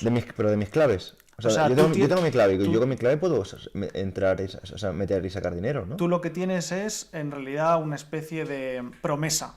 De ellos tienen realmente los fondos en... Una de estas, ellos tienen realmente la clave privada de esos fondos, son propietarios de esa clave privada, que no te han revelado a ti ese secreto, y tú simplemente tienes acceso visualmente a una plataforma que ellos te muestran una supuesta realidad, que es la misma supuesta realidad que cuando entramos al banco. En realidad esos fondos, no hay billetes esperándonos en el banco, no hay... Qué interesante. O sea, que bueno, esto es un concepto que es nuevo para mí. O sea, que realmente yo cuando me meto en una... No sé si estoy ahora mismo en Coinbase o en alguna de estas. Ahora mismo no sabría, Binance. Todas funcionan más o menos igual, sí. O sea, no sabría en cuál estoy ahora mismo. Pues entro y yo veo lo que tengo, pero realmente es como un banco que lo que hace es como de pasarela entre lo que tú me estás comentando y yo. Técnicamente se le llama interface, o sea, ¿Sí? Básicamente te está mostrando como lo que podríamos mostrar nosotros si nosotros hacemos una página web, nosotros podemos mostrar la información que queramos, ¿no? Y en realidad son bases de datos internas que tienen ellos que le muestran a cada usuario el supuesto saldo que tienen. De hecho, así es como se han hecho muchas de las estafas. Ellos te pueden mostrar una información que no se corresponde con la realidad de los fondos que hay. Claro. Entonces, esto que me estás comentando es como para mí es una rotura de paradigma. Porque, claro, al acabar con el interventor, ¿no? Digamos, Intermediario, el intermediario en este caso, claro, ya te da a ti toda la responsabilidad con estas 24 palabras, ¿no? Correctamente. Eso aumenta por completo la responsabilidad. Y eso es otro de las complicaciones a nivel social, porque no estamos acostumbrados a tener una responsabilidad tan grande. Estamos constantemente cediendo ese tipo de responsabilidades a un tercero. Sí, que si no me acuerdo la contraseña, pues bueno, ya llamaré a alguien para que me la busque, ¿no? Se parece mucho, de hecho por eso se llama, o así es como lo trato de buscar en el libro, riqueza al portador, porque es igual que pasa con un billete. O sea, tú pierdes un billete en la calle, tú no puedes llamar a alguien, oye, que he perdido los 50 euros en la calle Mayor. Vale, pues lo siento mucho, pues es que eres tú el único responsable de ser custodio de esa riqueza. Y digo riqueza al portador porque si alguien se lo encuentra, no está a nombre de Pedro. Claro. Ese billete no tiene tu nombre como una cuenta bancaria, sino que le pertenece a él porque lo porta. Qué interesante. Y estas 24 palabras de las que me has dicho, ¿de cuántas? De 2048. De 2048, o sea, ¿qué pueden ser? Leche, gato, madera, libro, pared. Son en inglés, están preestablecidas para que no se parezcan entre ellas, para que no haya una confusión léxica entre ellas. De hecho, otro dato curioso que muy poca gente cae en ello, Pues sin artículos ni nada, hay conjunciones, o sea, así a... son palabras aleatorias que se decidieron en un momento como un ¿Podrías estándar. poner un ejemplo de cómo son, en plan, a la audiencia? O sea, Pues, por ejemplo, abstract es una de ellas. mira, dinos 10 para que las personas entendamos la dificultad que puede tener aprenderse esto así para tener tu clave. O sea, tampoco se recomienda memorizarlas a no ser que tengas, no sé, pon un caso extremo, eres ucraniano y ha estallado una guerra y claro, tú no te puedes llevar pues ni tu piso, o sea, ni tu casa, ni muchos billetes, ni demasiado oro, y menos aún si vas en un avión, por ejemplo, o cruzando fronteras, o sea, corres un riesgo teniendo cierta riqueza de cualquiera de las formas, excepto en esta, por ejemplo, podrías memorizar mínimamente en ese tránsito para luego poder acceder a ello en el lugar de destino, ¿no? Pero básicamente... O sea, sí. es como sería como Dinosaur, Abstract, Book, Por ejemplo, también está... Sí. sí, Camel, y así hasta llegar a 24. Pues qué interesante. O sea, sí que no conocía este concepto para nada. De hecho, hay una versión más corta que podrías hacer de 12. Si quisieras hacer una nueva clave privada de 12, también podrías. O sea, se puede de 12 o 24. Eso es el estándar, digamos, de Bitcoin. Claro, ¿no? Y estas ideas, fíjate, tú las compartes en el libro, te explicas precisamente de cómo funciona Sí. de una forma tan profunda. No le doy tanta importancia a las partes más técnicas porque eso es algo que realmente, o sea, es como explicar ahora mismo cómo se puede acceder a una página web, creo que no tiene tanta relevancia. Por ejemplo, no, tienes que escribir 3W. Porque es como un estándar muy lógico. O sea, que las cosas técnicas me parecen menos relevantes que lo que, por ejemplo, siguiendo el ejemplo de Internet, que lo que Internet va a suponer, ¿no? Lo que yo trato de exponer en el libro es, oye, ¿qué es lo que supone tener una riqueza inconfiscable en un mundo que viene ahora y que está determinado por una nueva era histórica en la que tú te tienes que preparar? Oye, ¿qué cosas tienen importancia? ¿Por qué? ¿Qué es lo que ha pasado en la historia hasta ahora? ¿Qué diferencia hay de otros momentos históricos a este? Luego, las partes técnicas en realidad las puedes encontrar prácticamente en cualquier lugar, pero lo que es la preparación tú como persona en un nuevo mundo, creo que no es tan fácil de acudir a ellas como un estándar de Bitcoin, por ejemplo, que son unas reglas y ya está, y están preestablecidas, las buscas y se encuentran fácilmente, ¿no? ¿Y cómo consideras entonces que va a afectar? Porque al final yo creo que todavía hay un cambio generacional muy difícil, ¿no? Que arrastra mucho poder adquisitivo, quiero decir, que todavía no está como muy preparado, ¿no? Para el cambio. ¿Cómo lo ves tú esto? Efectivamente, en todos los cambios históricos que ha habido de este calibre, se cambian las clases sociales, literalmente. Es otro de las partes que le dedico mucho esfuerzo, porque para que te hagas una idea, Pedro y Miguel, que Miguel ya lo ha leído y sabe perfectamente lo que hablo. Claro, hasta ahora tú eras un africano, por ejemplo, y tú estabas abogado, sí, o sea, no podías eludir la situación de tu país, la divisa de tu país y la situación política, ¿no? Pero claro, ahora estamos en un mundo en el que estamos pues más de 8.000 millones de personas y hay más de 5.000 millones de personas que tienen acceso a Internet, incluido muchas de esas personas de África. Eso quiere decir que pueden, por ejemplo, dar un servicio de forma remota, no sé, traducción, por ejemplo, y no tenían hasta ahora la capacidad de cobrar ese servicio. O sea, es loco esto. Yo podía dar el servicio, pero alguien que está en Suiza, con el nivel económico de Suiza, y yo soy una persona en África, en algún país, no sé, en el Congo, yo no puedo recibir desde Suiza un dinero al Congo. O sea, no tengo la capacidad de hacerlo, pero con Bitcoin cambia esta realidad. Entonces, alguien con ese estatus económico de Suiza me puede pagar de forma remota prácticamente instantánea, y eso ya de por sí cambia su situación, probablemente no solo la suya, sino la de su familia y la de sus futuras generaciones, por tener la capacidad de tener pagos intergeneracionales y sin ningún tipo de restricción fronteriza. Qué interesante y qué cambio de paradigma bueno, O sí, por sí. ejemplo, Pedro, perdona No. imagínate, tú eres por ejemplo, una mujer en Irán, tampoco puede recibir pagos. O eres, por ejemplo, un niño de 12 años, no puede abrir una cuenta bancaria, pero por ejemplo podría estar recibiendo pagos sin pedirle ningún tipo de permiso a nadie. Se puede directamente, con estas palabras de las que estábamos hablando, crearse una cuenta, estar jugando a un videojuego y que reciba, no sé, que venda uno de sus avatares o una espada especial que tiene, que es la rehostia porque solo él la ha podido conseguir en ese juego raro que Ujú. juegan 4 frikis, y que pueda estar recibiendo dinero desde cualquier parte del mundo sin ningún tipo de autorización. Y estamos hablando de, o sea, Bitcoin no pone restricciones, da igual tu sexo, tu raza, tu nacionalidad, incluso, y aquí abrimos otro melón que seguramente te va a gustar muchísimo, no distingue tampoco entre humanos y robots. O sea, una inteligencia artificial, un robot, un lo que sea, Ujú. se puede abrir o sea, bueno, puede crear una clave privada y empezar a cobrar de forma autónoma. Pongamos un ejemplo, no sé, de un Tesla autónomo con conducción automática que de repente se convierta en sí mismo en una especie de empresa y tenga la capacidad de cobrar de forma remota, completamente autómata. O sea, Sí, sí, eso sí, totalmente. cambia por Total. completo las reglas del juego. Sí, sí, life changer. Y más allá, o sea, tampoco teníamos la capacidad hasta Bitcoin de generar micropagos internacionales. ¿De qué estás hablando, Adrián?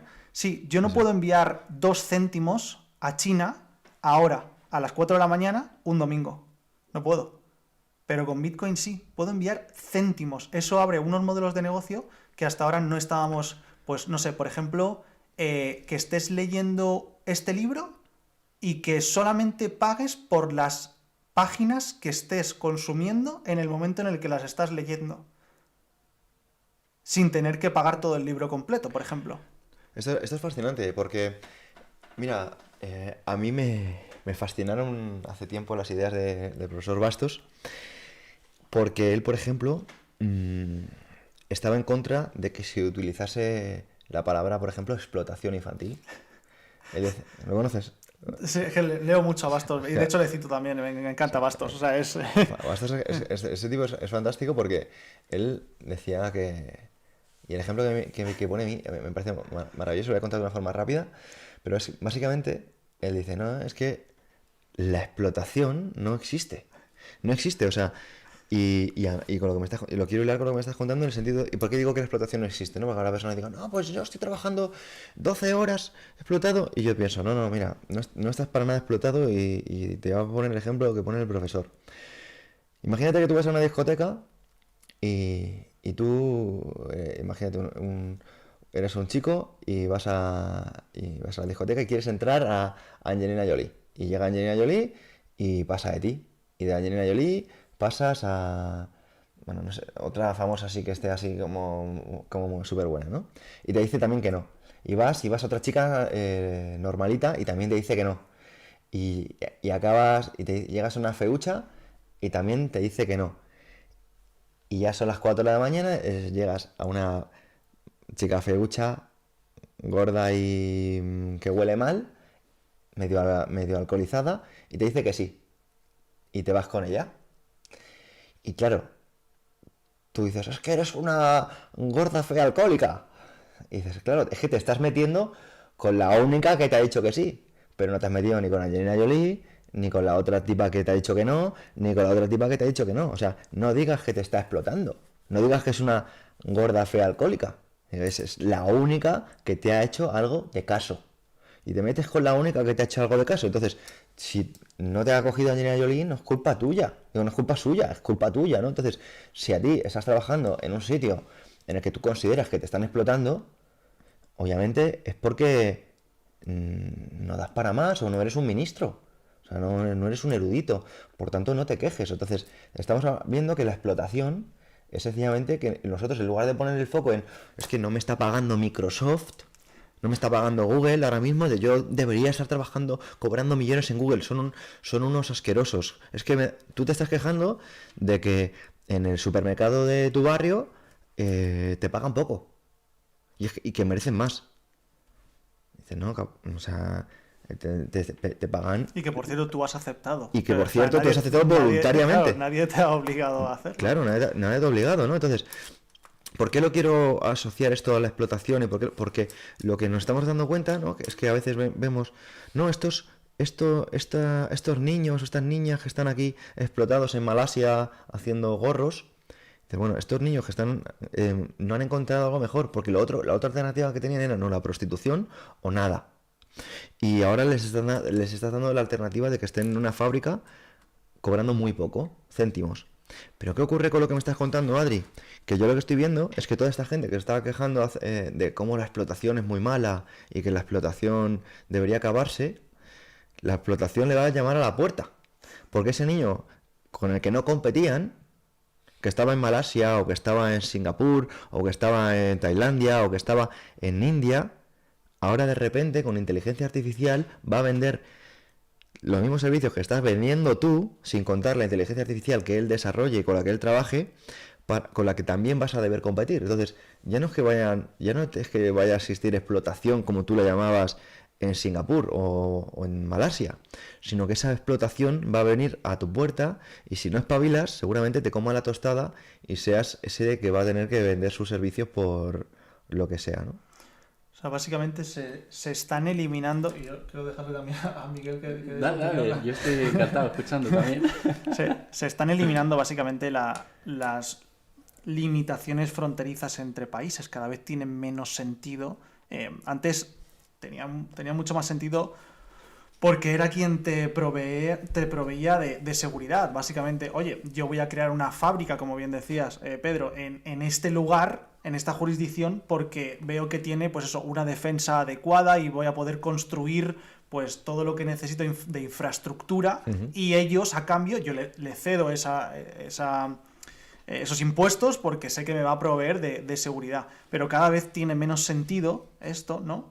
Ya se van eliminando cada vez más esas fronteras porque hay un nuevo dominio, que es parte también de lo que comento, y ese nuevo dominio es el ciberespacio. O sea, hasta ahora teníamos pues el dominio terrestre y los países trataban de dominar cada uno de esos dominios y por eso vienen pues las guerras, por eso hay ese tipo de luchas, ¿no? Entre, oye, yo quiero conquistar esta parte física de tierra, también hay un dominio aéreo, un dominio marítimo y también está en juego ese dominio espacial, que ya vemos cómo más o menos se está debatiendo, ¿no? Pero es que el quinto dominio es el dominio del ciberespacio y lo que estamos viendo es que los países no tienen la suficiente capacidad para dominar el espacio del ciberespacio. O sea, ni siquiera ellos mismos pueden proveer de seguridad a sus propios ciudadanos en ese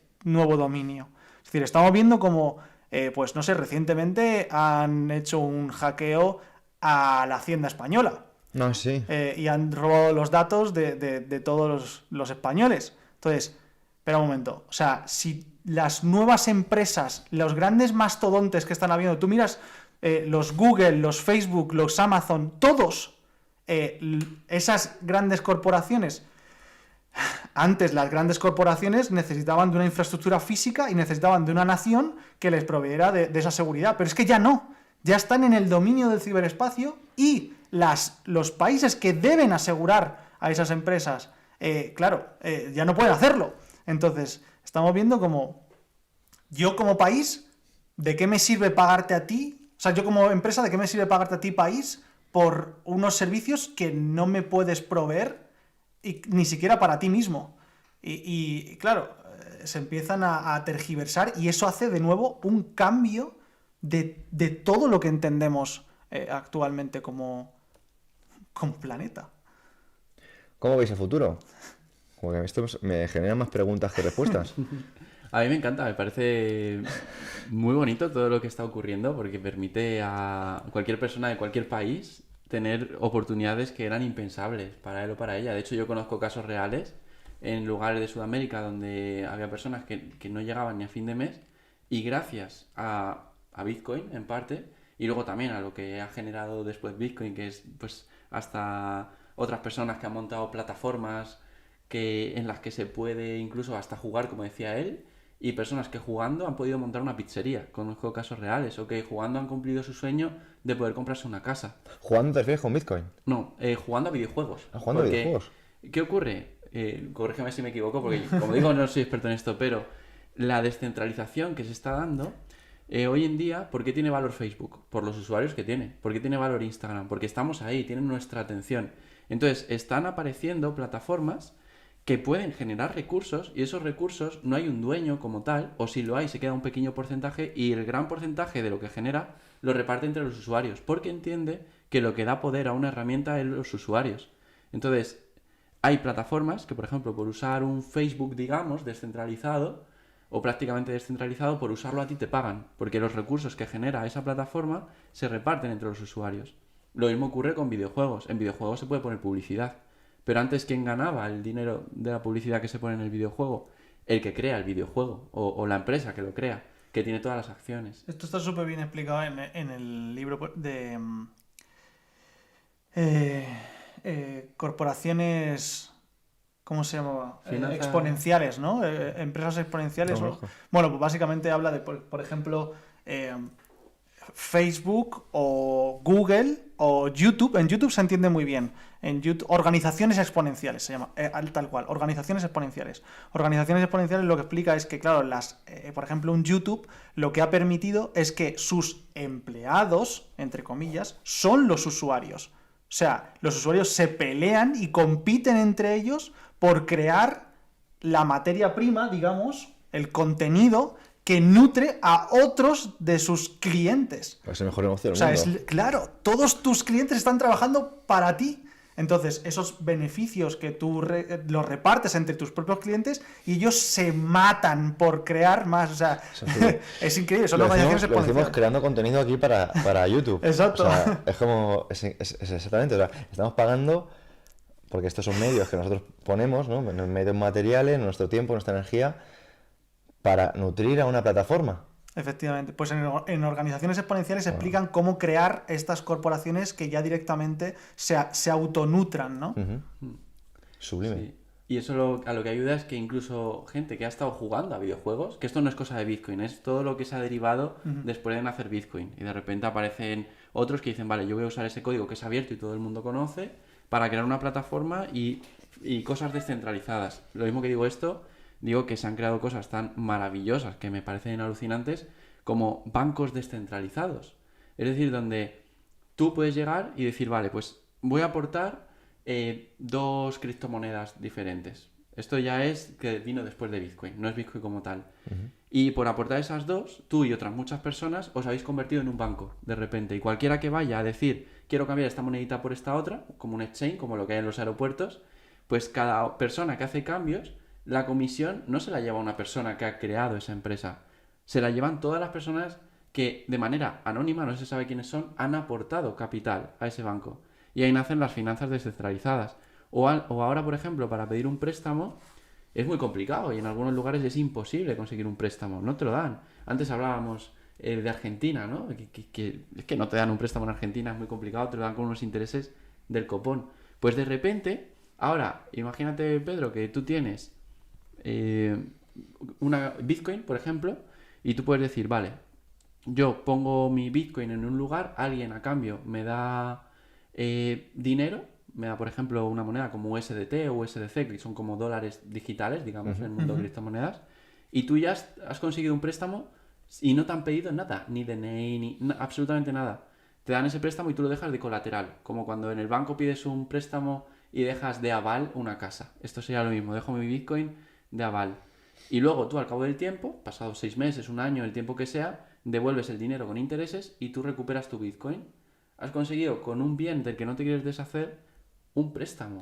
O sea, me parece alucinante. No, eso de verdad es lo que a mí más me gusta de esto, del Bitcoin. O sea, lo que a mí esto, por ejemplo, pues muchas veces cuando se dice que es vender humo tal y demás, pues entiendo ese concepto. Porque al final, cuando hemos visto que es un valor que muchas personas utilizan para especular, pues obviamente genera desconfianza, ¿no? Porque vemos que las grandes ballenas al final afectan mucho al mercado.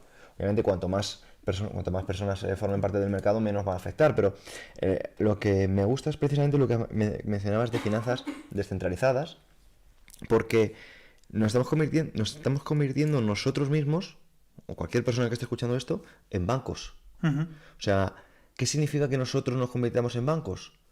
Pues que a través de microcréditos o créditos, dependiendo del capitalista, en este caso, que lo aporte, una especie de financiación con un interés mucho más bajo y al alcance de muchas personas y basado en algo que a mí me parece fascinante, que es la confianza.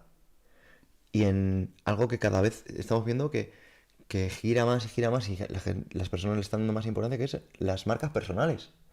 Estamos viendo que las marcas personales no es ya un Miguel Camarena que ha creado una marca personal, ¿no? De vida sana y de salud y ese ámbito, ¿no? Sino que la marca personal siempre ha existido y es tu palabra, es tu reputación. Y que eso va a hacer, sencillamente, que tu confianza de que vas a prestar o vas a dejar o vas a recibir o vas a devolver ese dinero sea mayor. Y sobre todo que estamos llegando a un mundo donde acabemos ya con la dependencia de los bancos y que pase, por ejemplo, como pasaba hasta hace poquito en Argentina, que llegase Milei, que no te daban un préstamo. Entonces, ¿cómo pido dinero? Porque yo no puedo pedir dinero a un particular porque es ilegal. O sea, yo no puedo pedir cierta cantidad de dinero a un particular porque es ilegal, porque requiere ciertos seguros y ciertos permisos que impiden precisamente ese flujo de dinero. Y si nosotros, con estas finanzas descentralizadas que permiten recursos como el Bitcoin, podemos dar dinero a nuestros amigos con la seguridad o con la cierta seguridad de que hay medidas que no están centralizadas, pero que son bastante seguras, pues creo que se abre un horizonte que, bueno, seguramente tú, Adri, nos puedas vislumbrar mejor que nadie. Esto tiene muchísima relación con el anarcocapitalismo como tal, porque que es totalmente basado en la libertad de decisión, sí. Y totalmente relacionado con el propio capital, ¿no? Antes, claro, cuando tú tienes que pedir cualquier tipo de financiación, requieres de una especie de scoring, ¿no? Como oye, pues no eres un moroso, dime qué tipo de propiedades tienes, qué tipo de trabajo tienes, qué tipo de nómina tienes para poder fiarme o no de que tú vayas a ser un buen pagador, ¿no? Pero claro, en el momento en el que tu único aval necesario no es si eres buen ciudadano o no, o si tienes buen histórico o no, y es que, oye, tengo literalmente el mejor colateral del mundo, porque es Bitcoin. ¿Por qué? Y voy a poner un ejemplo. Cuando nosotros pedimos una hipoteca, que básicamente lo que estamos es pidiendo dinero, poniendo de aval un inmueble. Ese inmueble tiene ciertas problemáticas que de hecho así es como ahora están metidos en un lío increíble los bancos, porque los bancos se dan cuenta de que hay impagos de esos préstamos que han dado. Entonces dicen, hostia, le tengo que quitar la casa a esta persona, o bueno, tengo que coger el colateral, básicamente porque me ha impagado lo que supuestamente me estaba prometiendo, pero claro, ahora tengo que volver a tasar la casa, porque a lo mejor no está en las mismas circunstancias en el que yo le di un préstamo valorado en tal precio y ahora pues está destrozada, está no sé qué, lo que sea, ya tengo que volver a tasar. Luego tengo que convertirme en una inmobiliaria, porque yo en realidad soy un banco, pero ahora tengo que hacer algo con ese inmueble, tengo que venderlo de alguna forma, y así es como nacen pues los Sareb y estos, lo que llaman bancos malos, que le llaman, ¿no? Y cosas así, o fondo buitre, o cosas de estas, ¿no? Que básicamente, joder, estoy teniendo que acudir a esos avales y de repente tengo un negocio que no es el que yo quiero. Si yo lo que soy es un prestamista, pero de repente me convierto en una inmobiliaria y no solo eso, pues tengo que estar custodiando de alguna forma, protegiendo para que no me entren ocupas, y en algunos me entran y entonces tengo que mal vender y a lo mejor es menos de lo que me debía esa persona. Es un puto rollo que nadie quiere, ni siquiera los que prestan. En cambio esto no pasa con Bitcoin. Con Bitcoin tienes un activo que siempre sabes el valor que tiene porque está en mercado. Entonces no les pasa como a las casas, que tú tienes que volver a tasarla y no sabes en qué momento está, porque tienes que ver las circunstancias, si se ha mantenido correctamente, si ha tenido un buen mantenimiento, todo eso. Que en Bitcoin tú lo sabes a tiempo real, entonces sabes cuánto has prestado y cuánto vale lo que te están poniendo de aval. Y si en algún momento hay una especie de impago o lo que sea, puedes ejecutarlo al instante y puedes venderlo en mercado en ese mismo momento, y da igual que sea, da igual en qué parte del planeta estés, porque eso es otro de los problemas. Tú no puedes pedir una hipoteca siendo, no sé, un chino y pedirla en, no sé, en el Congo, me lo invento, ¿sabes? Pero sí puedes hacerlo con Bitcoin. Desde cualquier parte del mundo, tú con un Bitcoin como aval puedes pedir un préstamo, da igual quién seas, qué scoring tengas, porque lo único que te avala es, oye, yo tengo este valor en Bitcoin, Claro. y te voy a pedir una parte de ese valor, y si no te pago, te quedas de forma instantánea con ese... Y da igual que sea fin de semana, que sea cualquier... No hay horarios, no hay momentos temporales, no hay... Da igual todo eso, da igual el lugar, no hay ese tipo de límites en todos los Claro, sentidos. ahí el requisito, entonces, ¿vale? Para que lo entendamos, es sencillamente tener una base de Bitcoin. Sí. O sea, tú, digamos, la confianza se tiene que basar en que no hay confianza, porque no necesito saber quién eres, simplemente porque si tú no me pagas lo que te he prestado, me quedo con ese aval, digamos, con esa parte que tú pones de colateral. Ujú. Bueno, pues esto, bueno, me parece súper interesante y a mí, honestamente, me genera más preguntas que respuestas, pero voy a seguir preguntando en relación a esto porque son muchos puntos y tampoco estamos para profundizar en todos, ¿no? Y una cosa que me genera curiosidad también es, yo veo a veces por redes sociales que se hacen muchos eventos de Bitcoin, ¿no? Veo que unos se hacen en Andorra, otros se hacen en Dubái, a veces se hacen algunos en Madrid y demás, pero veo que hay como una especie de industria dentro del Bitcoin y a mí generalmente me genera mucha curiosidad sobre saber un poquito más sobre esta industria, en qué se basa, o sea, es algo formativo, está regulado, cada uno hace sus investigaciones y las aporta, ¿cómo funciona? Bueno, yo he participado personalmente, de hecho, por eso fui, por ejemplo, a El Salvador. En El Salvador se hace uno de los eventos más importantes del mundo y el más importante del país, que es Adopting Bitcoin, y yo fui allí de ponente y he ido pues a Ecuador, bueno, a muchos sitios, ¿no? del mundo, también a Argentina y a muchos lugares, y efectivamente no sabía que era tan conocido, pensaba que era mucho más nicho, porque realmente no son muy multitudinarios, son bastante... no sé, a lo mejor van unos pocos miles de personas o a veces cientos a cada uno de estos eventos. Y hay, por un lado, digamos, patrocinadores como pueden ser, pues los que comentabas, exchange de este, Sí. que básicamente pues su modelo de negocio es tener una comisión por las compraventas, pero también hay otros como pueden ser...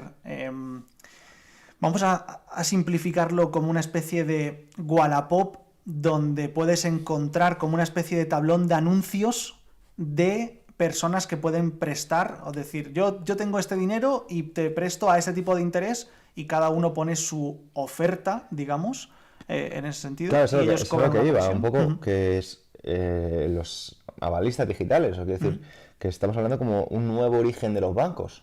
Sí, podríamos decirlo así, solo que en un banco hay un ente central que decide de forma totalmente centralizada, y en este caso lo que hay son webs en las que los participantes no es la propia empresa, sino que son las personas, por eso son de persona a persona, lo que se llama peer-to-peer, ¿no? P2P. P2P. Entonces, la empresa simplemente pone como una especie de ágora, como un lugar central, como una plaza digital, donde la gente va allí a comerciar, digamos. Es algo mucho más, nos parece como lo que hacía en Antigua Grecia. En Grecia, ¿no? Sí, Claro.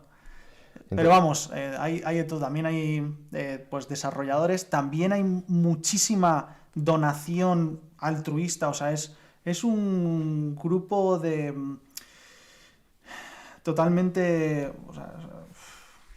O sea, realmente hay mucho altruismo. O sea, se dona muchísimo dinero a nuevos proyectos, a nuevas propuestas, y ahí también pues se llevan ese tipo de propuestas y demás.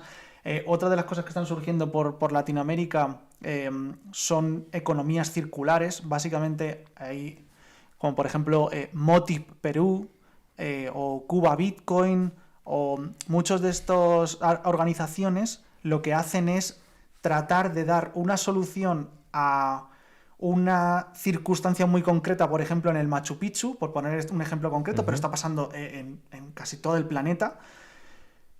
Hay personas que incluso son analfabetas, que no tienen forma, a lo mejor no tienen un trabajo muy concreto, o no tienen habilidades muy concretas, o no saben exactamente, y lo que tratan de hacer es una economía circular en base a Bitcoin, en la que no dependan de su moneda de origen, porque normalmente tiene una inflación muy fuerte, no dependan de las políticas de ese lugar, porque normalmente tampoco hay ayudas y demás. Entonces lo que tratan de hacer no son ayudas de te doy dinero y gástatelo, como suelen haber en la mayoría de donaciones, sino que monto una especie de infraestructura a nivel de que los comercios acepten Bitcoin, las personas tengan parte de ese Bitcoin, porque también dan un servicio que se cobra en Bitcoin y generan, digamos, una economía que se cierra, ese círculo, en la que todas esas personas acaban pagándose y recibiendo pagos en base a Bitcoin y no necesiten, digamos, de una economía externa o de unas circunstancias políticas más apropiadas.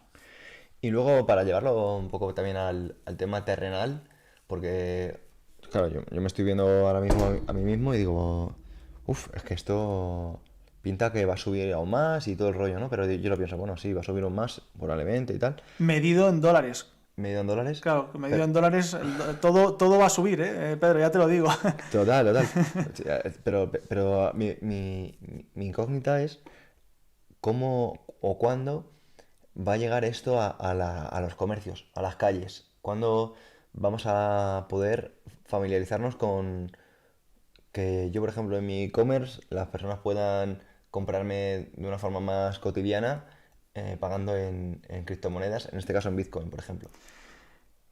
¿Cuándo lo ves tú? Que Es eso yo cada vez considero que no es el objetivo, Ujú.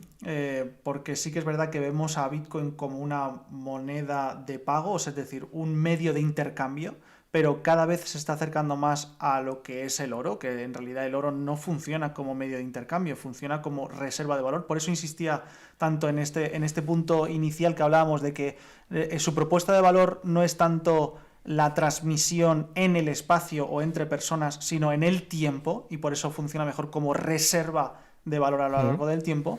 Entonces, las personas van a estar incentivadas no tanto a gastarlo, sino a atesorarlo como forma de ahorro. Entonces, bueno, como comercio puedes aceptarlo porque probablemente todo el mundo está incentivado a recibirlo, pero no va a estar tan incentivado a entregarlo, porque algo que constantemente se aprecia, tú tienes un incentivo a no desprenderte de ello, a no ser que tengas una necesidad muy grande, más que aquello que pagas por lo que recibes.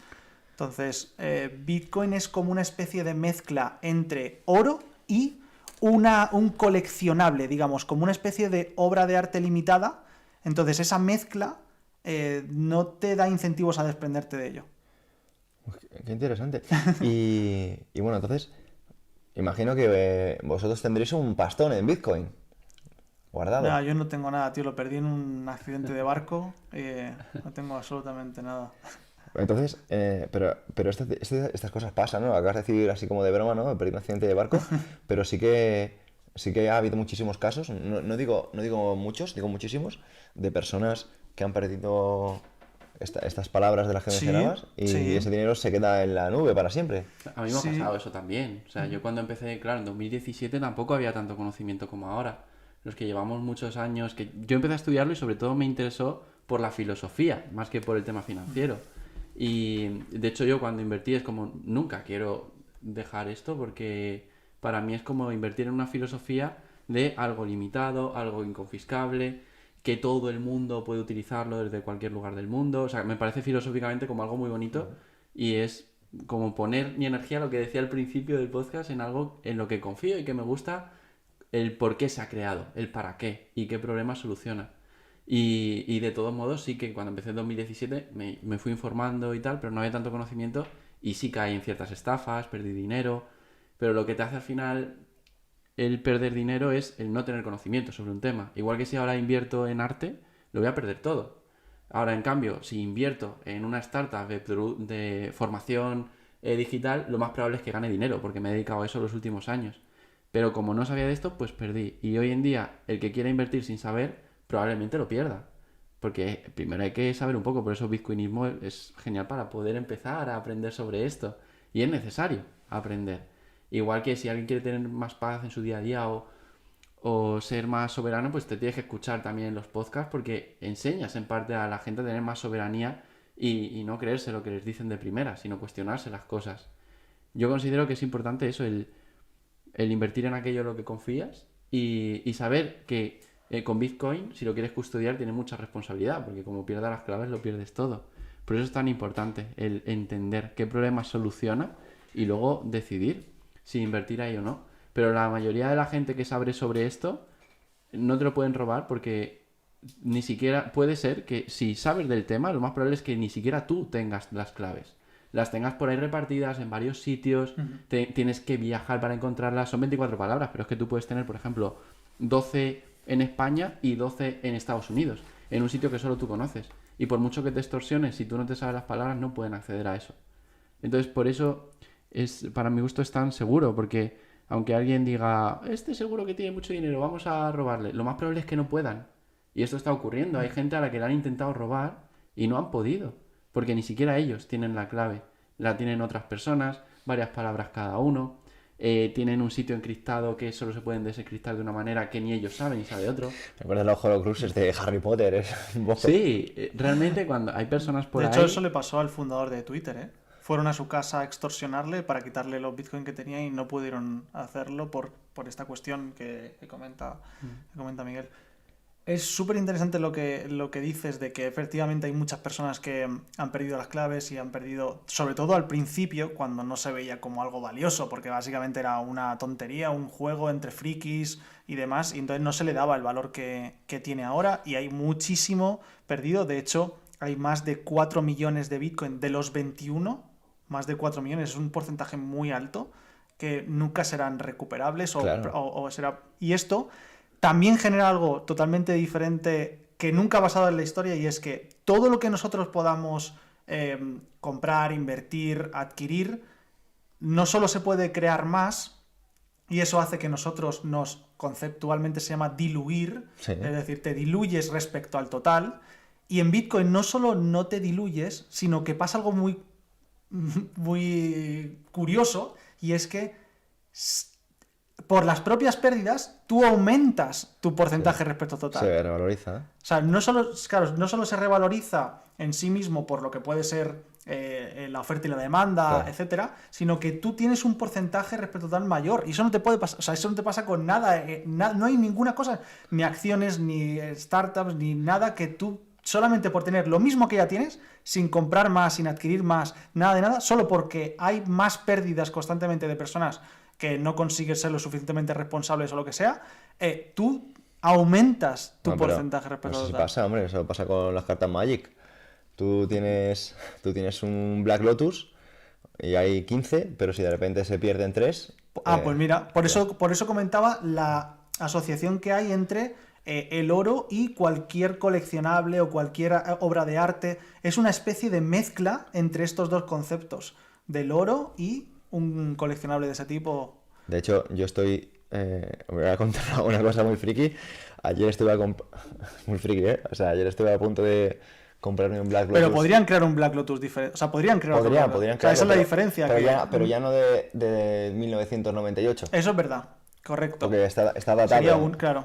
Claro, y además están registrados, ¿no? Entonces, ayer estuve a punto de comprarme un Black Lotus. Lo que pasa es que costaba 16.000 euros. Y dije... Pequeño dato, ¿no?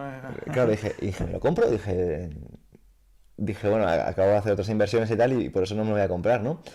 Pero de verdad que estuve a punto de comprarlo precisamente por lo que estás contando, de decir, es que esto va a valer más, o sea, a menos no puede ir, porque a poco que alguien pierda el suyo, ya va a querer tener esto, y además es un juego que lleva más de 30 años, ¿no?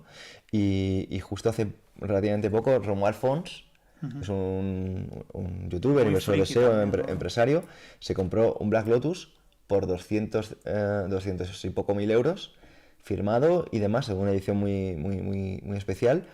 Y, y al poco tiempo incrementó su valor en varias decenas de miles de euros y demás, ¿no? Entonces dices, qué bonito, ¿no? Cómo funciona el tema del dinero, del mercado, porque las cosas al final, el valor es tan subjetivo que uno no, o a veces tan objetivo que uno no sabría cómo gestionarlo. También es cierto que a veces en realidad el valor no ha cambiado, sino que la moneda se ha devaluado. Es decir, que algo, porque de repente cueste más dinero, no quiere decir que valga más. A lo mejor vale lo mismo. Pero si ha habido una inflación del 10% y tú lo puedes vender por un 10% más pasado un año, el valor es el mismo. Porque la capacidad adquisitiva de lo que te aporta es lo mismo.